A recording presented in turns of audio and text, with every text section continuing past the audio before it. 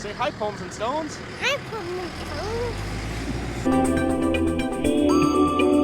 Stones. What's going on, everybody? Welcome back.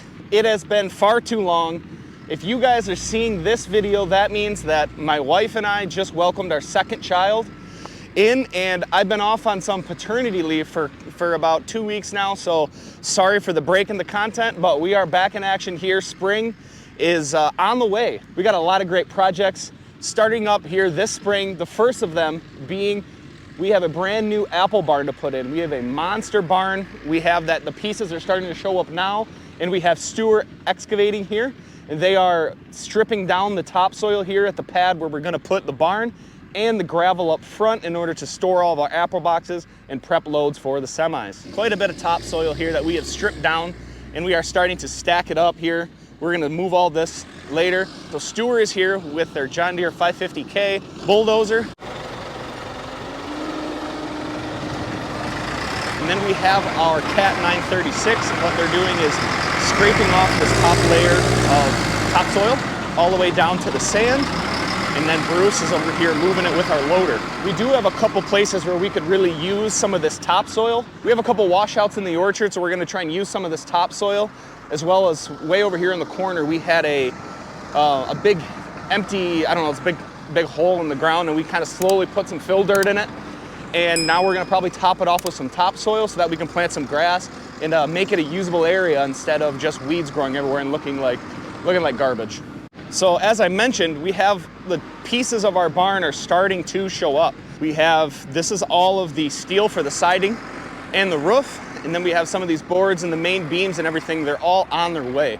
So it won't be long before we have a crew out here working on putting this barn together. So in addition to building the barn here that will be going up behind us in the coming weeks and months, we have to start prepping to put the posts in the ground, right? So we talked about this a couple weeks ago where we thought we could get out and get started, put some posts out while the ground was frozen, but the frost was too deep down in the ground, so we wouldn't be able to get these posts down into the ground. We got one stack of them here. There's another one on the other side of the apple boxes.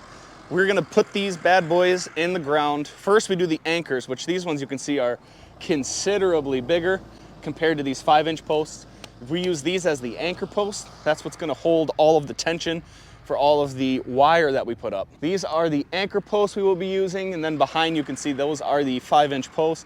These are much bigger compared to the other ones, which actually we used these from a hop farm where we cut them in half. They were 24-foot poles, and we cut them in half, and we use the top parts and we keep those for the end. Well, I wonder who hit this while they were plowing the driveway here. Definitely not me. So if you guys watched back a couple months ago when we planted 18,000 apple trees here in 12 acres and over in about a 11-hour period, that is where we are standing now. We have to finish all of the trellis.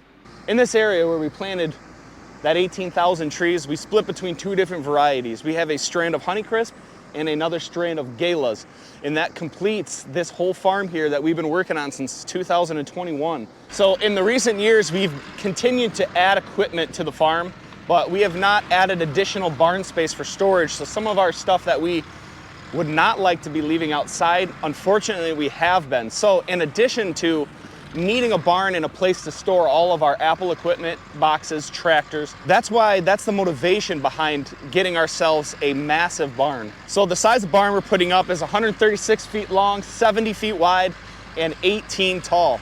We're putting all concrete on the inside as well as an approach, multiple big garage doors up front and man doors in the side. The reason that we're adding so many doors and a very large one in the middle is because we want to be able to load boxes inside if the weather is not perfect, right? Nobody wants to load semi-trucks out in the rain, so we're gonna make it big enough that we can back an entire semi-truck into the barn. So these guys here are making a very quick job of this. They've probably only been working on this for 2 to 3 hours so far, and they're gonna have all this topsoil stripped down, and they're gonna probably call it a day here. So on a cherry farm, we don't always get to see or use our bulldozer. The one that they brought here is much nicer than ours, and it's cool to see a very skilled operator.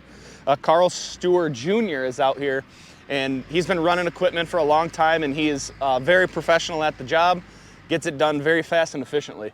So as spring is warming up, we're kind of starting to pay attention to the degree days. So we use degree days in order to kind of chart the progression of the trees as they come out of dormancy. So we use that degree days, we use that degree day chart in order to predict when bloom is, as well as when we kind of start to reach the water stage in bud development. So what that means is that when the buds of the apples and the cherries begin to take in a little bit of water, that's when we are at the beginning stages of being vulnerable to frost.